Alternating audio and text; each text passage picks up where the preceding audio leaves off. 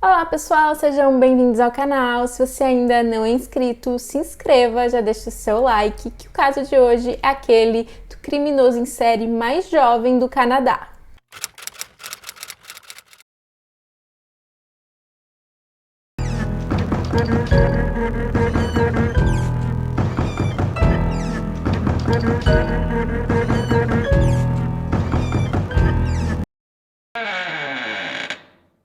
O caso que eu vou contar hoje ocorreu em Prince George, no Canadá. Nessa região, diversas mulheres desapareceram em um curto período de tempo e algumas foram encontradas sem vida. A Jill, que tinha 35 anos de idade, ela desapareceu em outubro de 2009. A Jill ela tinha 5 filhos, porém estavam todos sob custódia do Estado. Ela trabalhava como prostituta e ela tinha alguns problemas com dependência de substâncias ilícitas. E por diversas vezes ela tentou lutar contra esse vício, porém parece que era uma batalha constante para ela. E as pessoas que a conheciam disseram que, tirando esse problema que ela tinha com essas substâncias, ela era uma pessoa muito agradável, era muito bom conversar com ela era muito meiga. E um pouco por conta dessa dependência, tanto a família quanto os amigos eles demoraram um pouco para fazer uma ocorrência do desaparecimento da Jill. Então eles foram procurar a polícia cerca de 2 semanas depois do desaparecimento dela. E a polícia pareceu não dar muita importância para o desaparecimento da Jill. E o mesmo aconteceria com a Natasha, de 23 anos, que desapareceu praticamente um ano depois da Jill, em setembro de 2010. A Natasha ela também trabalhava como prostituta e a polícia ela disse que a Natasha tinha um estilo de vida bastante arriscado. Porém, a família dela disse que não era normal a Natasha ficar sem dar notícias. Ela costumava falar tanto com os amigos quanto com a família, quase que diariamente. E, novamente, a polícia pareceu não fazer um grande esforço para encontrá-la. E no caso da Jill, o corpo dela acabou sendo encontrado mais ou menos um mês após o seu desaparecimento. E ele estava num local um pouco afastado da cidade, próximo a uma estrada. E diversas fraturas que ela apresentava no corpo mostravam que ela teve a vida tirada de uma forma bastante violenta. E já a Natasha ela continua desaparecida até hoje. E poucos dias após o desaparecimento da Natasha, uma outra mulher desapareceu. Era a Cynthia e ela tinha 35 anos de idade. E a Cynthia ela também tinha problemas com dependência de substâncias ilícitas. Entretanto, a Cynthia ela havia engravidado e com isso ela conseguiu fazer um tratamento para poder combater esse vício que ela tinha. Mas a família diz que apesar disso, quando a criança nasceu, ela também ficou em custódia do Estado. A Cynthia ela perdeu a guarda do bebê. Porém, pouco antes dela desaparecer, ela estava exatamente no processo para conseguir novamente a guarda do filho. O seu corpo também foi encontrado cerca de um mês após o seu desaparecimento e ela também teve a vida tirada de uma forma bastante violenta. Algumas fraturas indicavam, inclusive, que ela havia sido pisoteada. Já a próxima vítima que eu vou mencionar aqui, ela tinha características bem diferentes das anteriores. Começando pela sua idade, ela tinha apenas 15 anos de idade. Ela se chamava Lauren e ela morava com os pais, ela estudava e ela não tinha nenhum envolvimento com substâncias ilícitas. E a Lauren, ela não enxergava de um dos olhos e ela tinha apenas 50% de visão no outro. Então, no dia 27 de novembro de 2010, o pai da Lauren ele recebe uma ligação da polícia. E eles questionam o pai da Lauren se ele sabia onde a Lauren estava. Isso porque eles tinham encontrado a identidade dela. O policial ele tinha visto uma caminhonete saindo em alta velocidade, passando ali próximo a um local que ficava na saída da cidade e era uma estrada que ficava próximo a uma floresta. Então ele parou esse veículo e ele foi conversar com o motorista. Então ele percebeu que o motorista estava coberto de sangue. O motorista era Cody Ledenkoff, de 20 anos de idade. O Cody ele disse ao policial que ele estava caçando com um amigo, então eles teriam tirado a vida de um veado, por isso que ele estava ali sujo de sangue.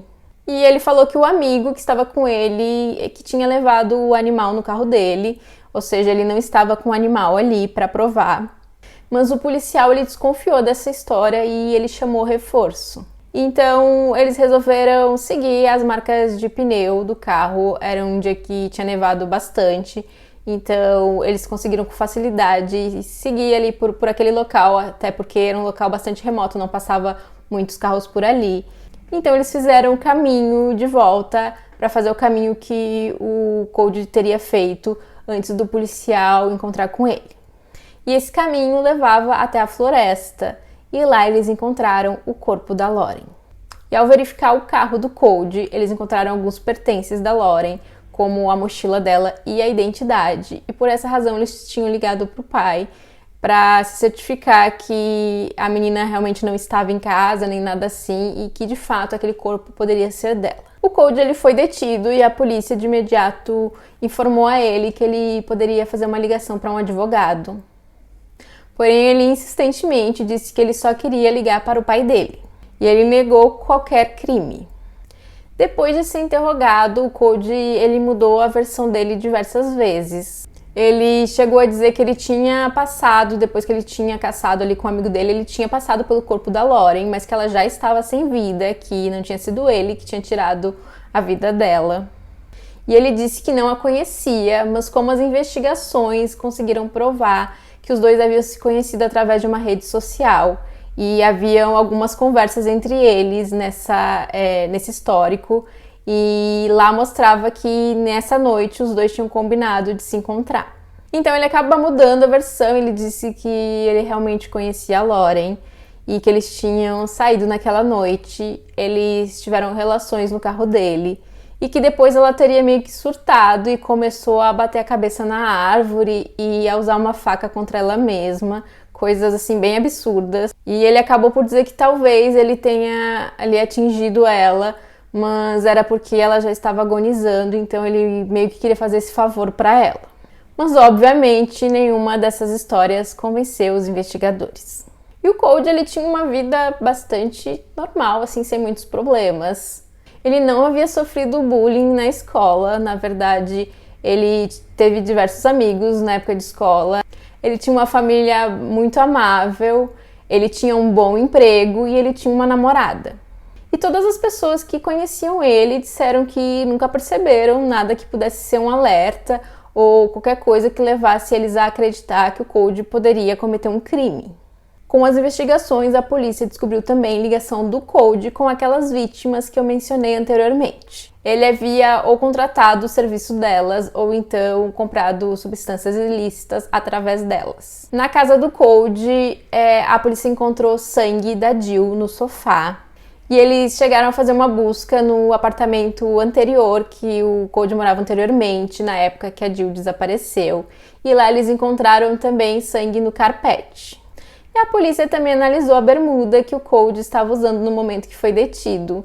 Eu acho muito estranho o fato de que ele estava de bermuda, porque estava muito frio. Mas a polícia ela analisou a bermuda e lá eles encontraram sangue da Natasha. E sangue da Natasha também foi encontrado no apartamento do Cody, inclusive em um machado. Apesar do corpo dela não ter sido encontrado até hoje, a polícia acredita que ele tirou a vida dela no apartamento dele. E então ele teria dividido o corpo em pedaços utilizando aquele machado e depois provavelmente ele teria descartado no vaso sanitário. E sangue da Cynthia também foi encontrado no tênis do Cody e no apartamento dele.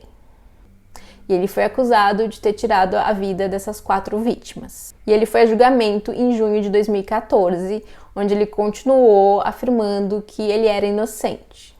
A defesa tentou alegar que, apesar dele estar presente durante o momento dos crimes, não tinha sido ele que tinha tirado a vida daquelas vítimas. Que no caso da Lauren, ela teria tirado a própria vida. E que no caso das outras vítimas, ele estaria presente, mas outros homens teriam tirado a vida delas, como, por exemplo, um traficante. Ele foi considerado culpado de todos os crimes e foi sentenciado à prisão perpétua. E até o momento não foi possível associar o Cody aos outros desaparecimentos que ocorreram lá na região naquela mesma época. Mas é possível que ele tenha abusado e tirado a vida de outras mulheres. E ele ficou conhecido como o criminoso em série mais jovem do Canadá.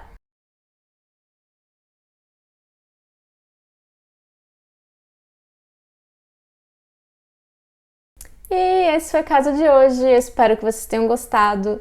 Não esquece de deixar o like, se inscrever se ainda não for inscrito e aproveita e compartilha esse vídeo com alguém que você acha que pode gostar desse conteúdo. E até o próximo vídeo.